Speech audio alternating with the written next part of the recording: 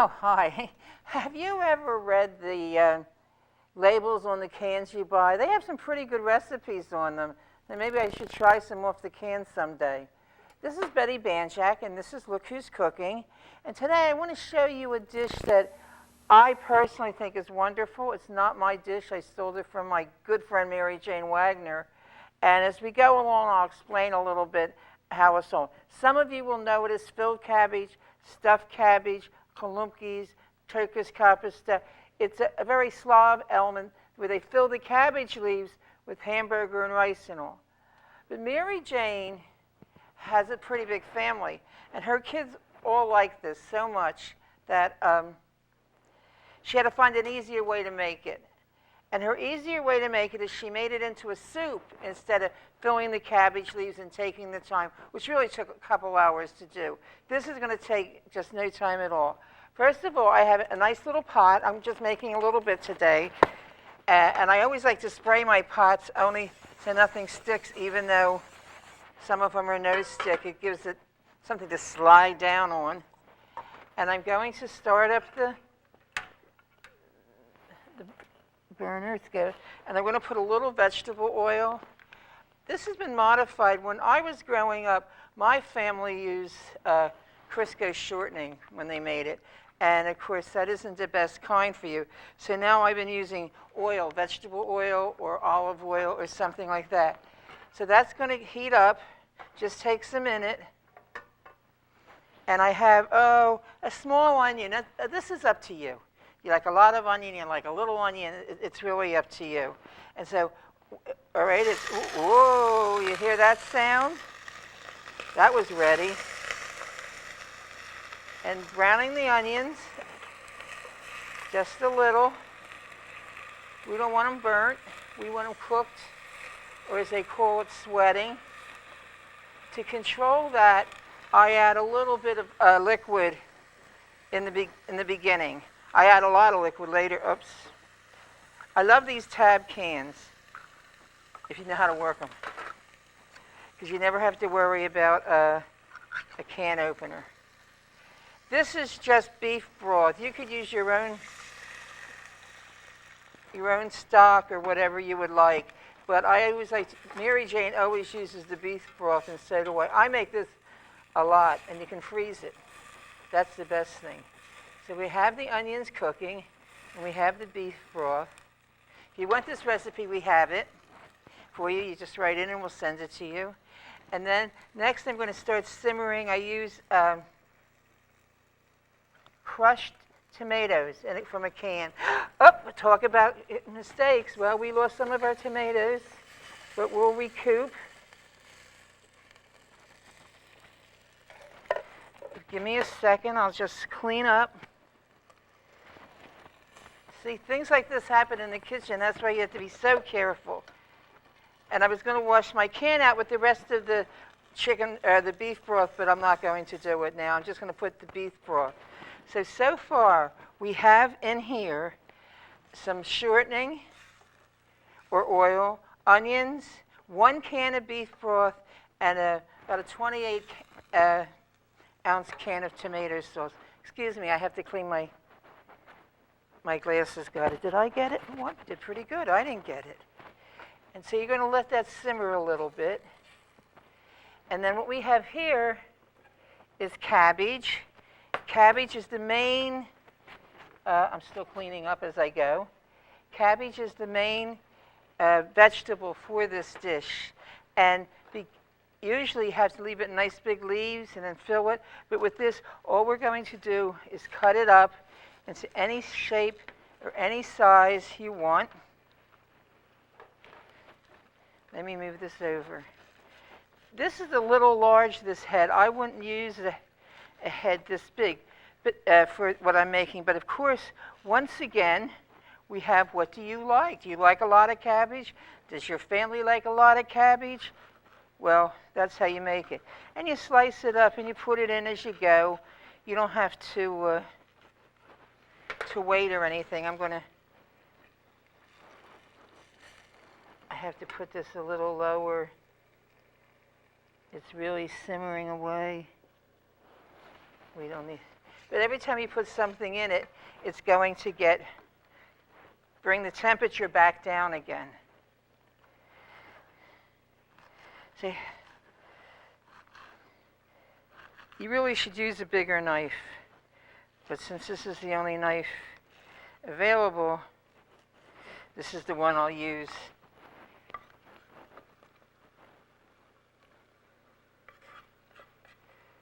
I guess because it takes so long to make it the other way. When you fill the cabbage leaf and you put the meat in it and you wrap it and you cook it for a long time. It was always a special meal in my family. We only had it on holidays, or once in a while. I guess my mom got ambitious and made it during the week, but not too often. Here, I think we need some more cabbage.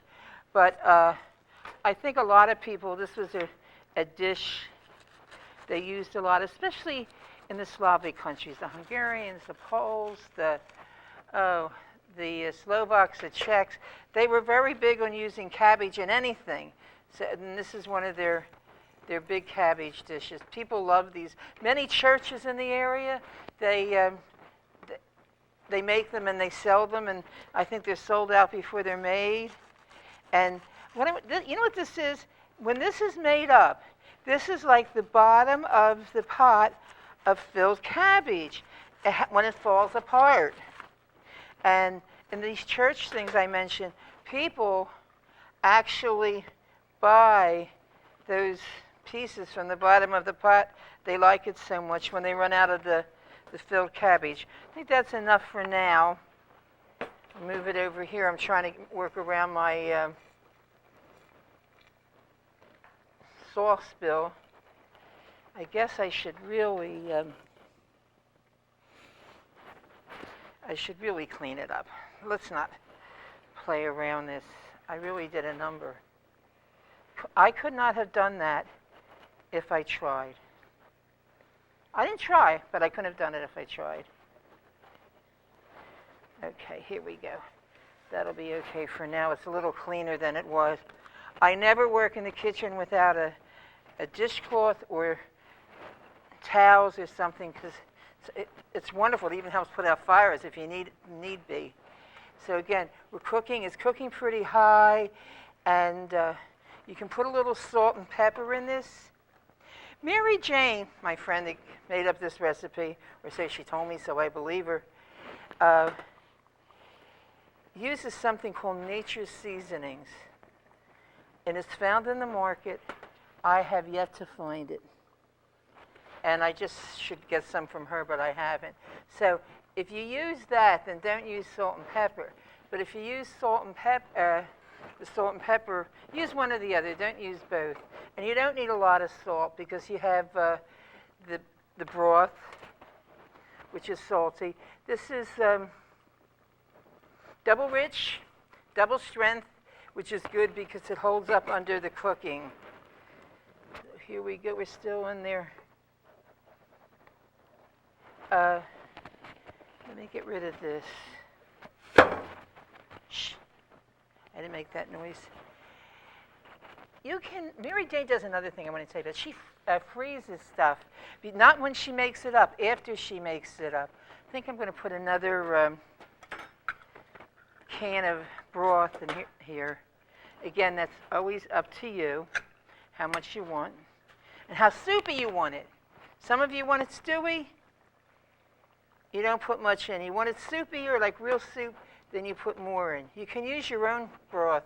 You can use, if you don't have beef, you can use chicken. It's just that we use beef because there's ground meat in here. But what she does is, she always makes it as she needs this, but she makes big batches of ground beef and batches of rice. Real rice, not minute rice. She'll come to haunt you if she hears you're using minute rice. But real rice that you have to cook, it only takes 20 minutes, guys. Another thing which we don't put in filled cabbage, but it helps the taste of this particular thing, is a handful of carrot sticks. And it just adds a nice sweetness to this stew.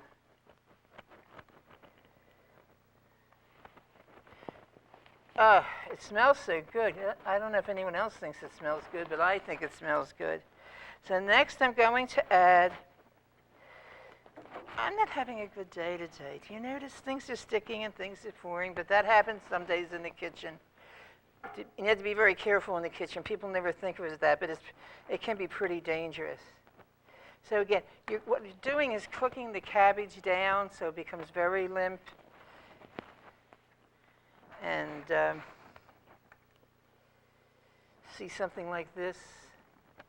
I can show you a little better maybe if I'm careful. I better be careful because I'm been dangerous today.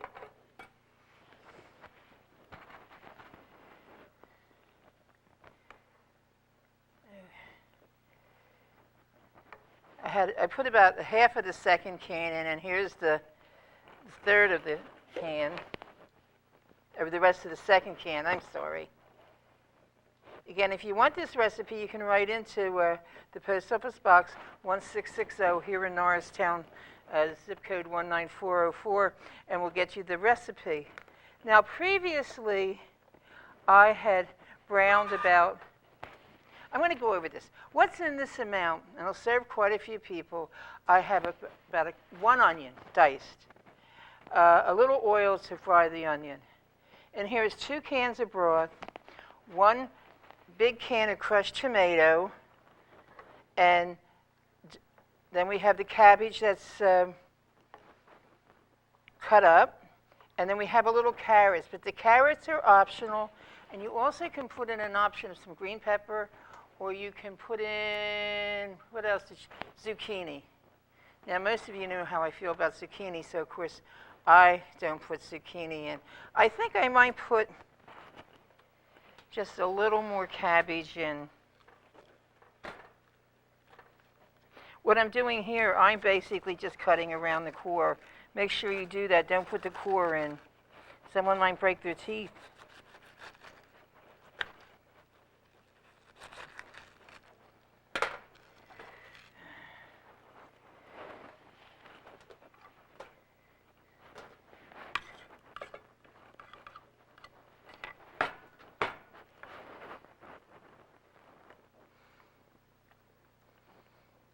This recipe has gotten to be a favorite among a lot of people I know. It first appeared with Mary Jane on my Downtown Kitchen show. It's in the cookbook that I have out, and a lot of people who used to make the traditional filled cabbage, they love this.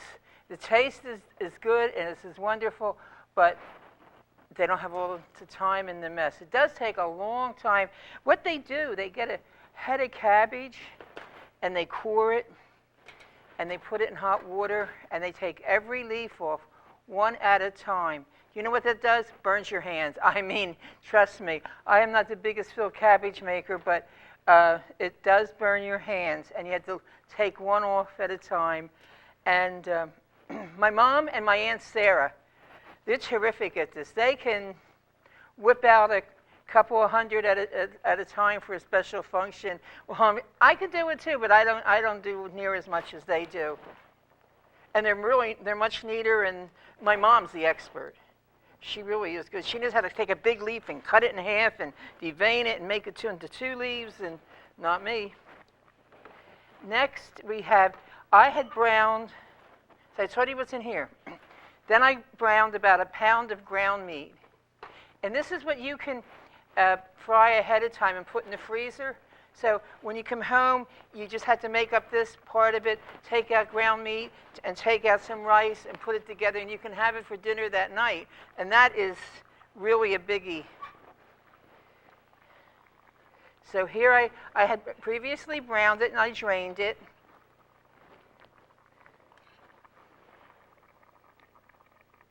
You can hear it boiling away. I don't know if you can hear it, but of course I can.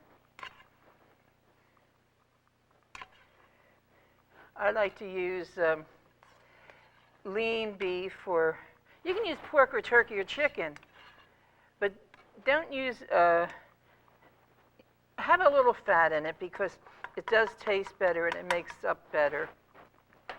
So here we have that just cooking away. It's getting better looking all the time. When I show you this at the end, you're going to, a lot of you are going to know better what this is than I think my just talking you through it. Yeah, that cut. I don't know.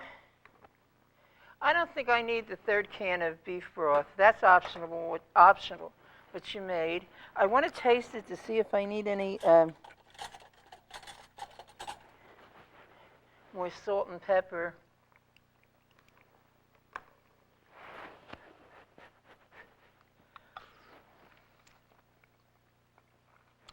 Yeah, I think it's pretty good. I always like when Emerald says, your meat doesn't come seasoned, your flour doesn't come seasoned. You have to do that to your taste and your family's taste.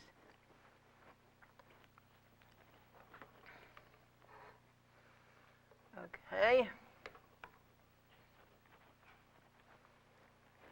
Let that cook a little longer. And then we get rid of this. That looks pretty. You could use that for something else. There's another dish that the Slavs make where we cut this leftover cabbage up, just like we put in here. Not, just slice it in pieces, and then they would cook noodles, and they would in butter and in caraway seeds. Some of them put it, and they call that. I think I made it here one time. Yeah, I did, and they call that halushki or halushka.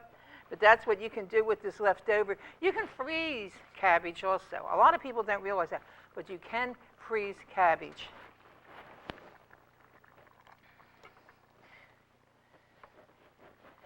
So you have to keep mixing because if you don't, it burns. You can make this vegetarian, if you really don't want to put any meat in it, or Lent. All you have to do is cook everything there is, but don't put the ground meat in it, because there's nothing. There's vegetable oil. There's all vegetables. The spray oil, the vegetable oil, salt, pepper. Oh, I don't know. Does beef broth count for Lent? Well, you could use the vegetable broth there and put this all together. Everything but meat. And now I have about a cup of rice that goes in last, because remember, this rice is made and already made, and you can freeze it. You know what's great? If you freeze it in these little freezer bags, put the meat in you need, you put this in you need, and you just pull it out and use it.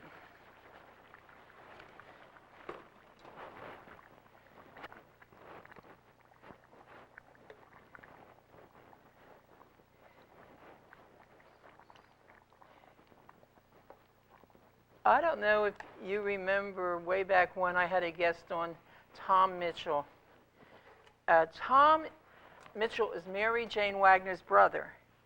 He's my cousin through marriage, and Mary Jane and I have been friends since junior high, so we're really family. It's been a long time. And he said growing up, there were 9 kids in his family, and he thought that he did not know there was meat in filled cabbage. His mom put in so much rice because it was so much cheaper. She never put any meat in it. He always thought that's how you made it. Not until he got married to my cousin, and our family always puts meat in it. They put more meat than anything. Did he realize that filled cabbage had meat in it and not just rice? And I'm sure his mom, Mrs. Mitchell, with 9 kids, her and Mr. Mitchell, and about 6 other kids. There was always somebody had a kid over for dinner. A family that big, you wonder how they could do it, but they always were out there. They were always had people were in and having a good time. And so there were 9 kids, 2 parents, 11. Sometime each kid had a kid over. It was murder. It was like chaos. It was a real circus, but everyone had a good time. Okay, we keep cooking. Let's see how long it's been cooking. I guess it needs to cook a little longer.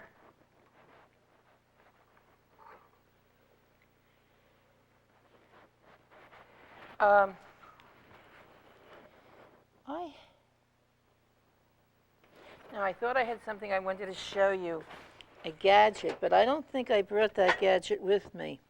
But what I do need to show you, see all these? And you wonder why you have so many? Well, each one sort of has a different job. This is slotted. We know what that's for. That's like this one. It allows the liquid to come through, and yet you're stirring the food around. And don't ask me how we got 2 spaghetti lifters, pasta lifters.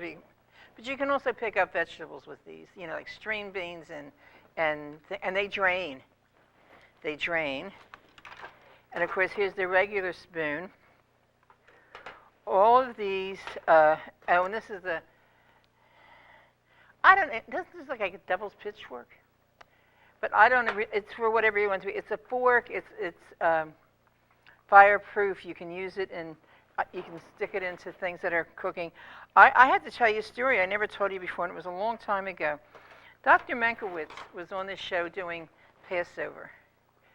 No, he did Hanukkah. And he was frying the dough. And we had one of the spatulas made like this, and we do not know what happened. As he was working, the spatula actually melted. We never said anything to you guys. We just switched the spatulas and went on. So you still have to be careful. They're supposed to be fireproof, but make sure they're good and they're not cheap ones. If you go in, I'm being honest, I love the dollar store. But don't go into the dollar store and buy something you think is heat-proof or it's going to work, because if I think right, those spatulas that melted came from the dollar store. So it's important to buy good things, even if you only have 1 or 2, of something. It's better than having a whole bunch of equipment that's not going to work. Same thing, here's a whisk. This whisk has a plastic or a heat plastic coating, so you can whisk things as it's heated. There's some that are metal. You have to be careful because the handles are usually metal, and they can get pretty hot if you don't watch out. Not necessarily, they don't always, but they can, and that's what you have to watch, just like the little accident we had earlier when we spilled the tomato sauce all over everything. Oh, and here's another one. Aha! The Everybody spatula ladle. And there's all kinds of ladles. Here's a nice little ladle that I love to use at the table, because it's not, some of these are big, clunky. I have a ladle the cup is about that big, and it's good for when you're canning and doing big stuff, but you don't want it to serve at the table. Let's see, we have any other gadgets down here? Oh, we have gadgets, but I think that's enough. But I always like gadgets. They're not only fun, which they're usually useful, and they get your job done much more quickly. Oh, I better check this out. This is really cooking away. On this particular dish, I don't put the lid on, because as it is, it's cooking too fast. I have a plate at home, I think I mentioned before, it's about that big around, and it's iron, and you put it on your burner, whether it's gas or electric, and it diffuses the heat. It really is, it's great because you can't overboil things, and nothing worse than taking everything out of the pot and then finding the bottom of the pot is black, and you can't scour it out.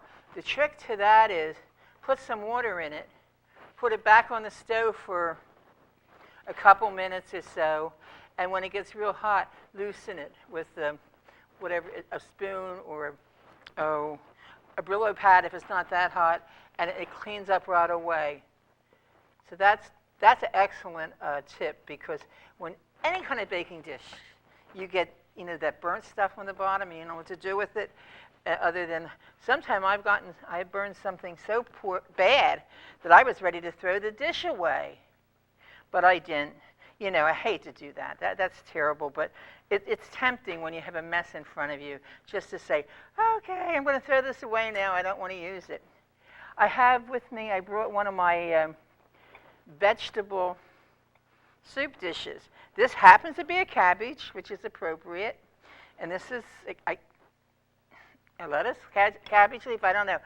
I have a set of 4, and I really think they're pretty, and so I always like to use them for something special. I think we're going to cook this a little more.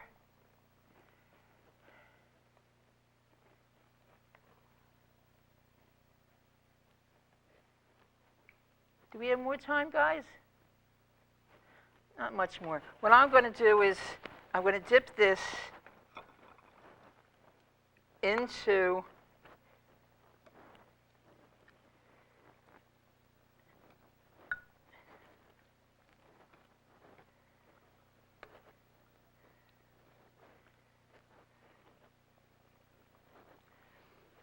and of course, always do it the way they do it on TV.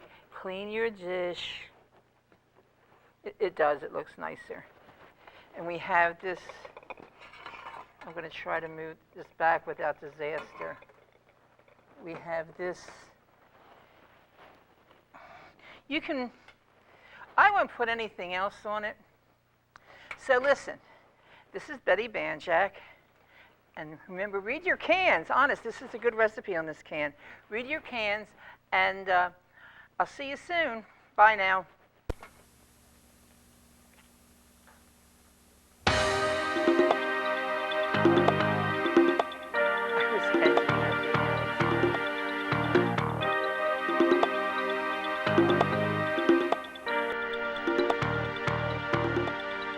Is that okay?